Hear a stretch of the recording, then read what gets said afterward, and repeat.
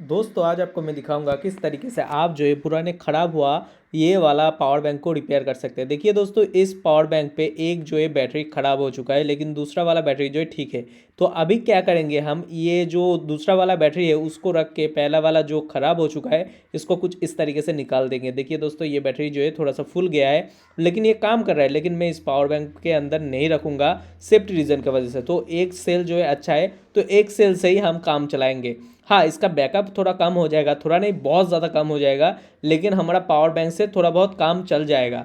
तो पहले तो हम क्या करेंगे, इसका पुराना जो वायर था इसको रिमूव करके नया वाला वायर कुछ इस तरीके से सोल्डरिंग करके इसके साथ अटैच कर देंगे, और उसके साथ जो है हम सर्किट को कनेक्ट करके फिर से जो है हम इस पावर बैंक को बना लेंगे। लेकिन दोस्तों, इससे पहले जो है हम ये इसके ऊपर अच्छे तरीके से टेप कर देंगे ताकि शॉर्ट सर्किट ना हो। ठीक है दोस्तों, तो वीडियो पे जिस तरीके से किया जा रहा है बिल्कुल उसी तरीके से आपको कर लेना है।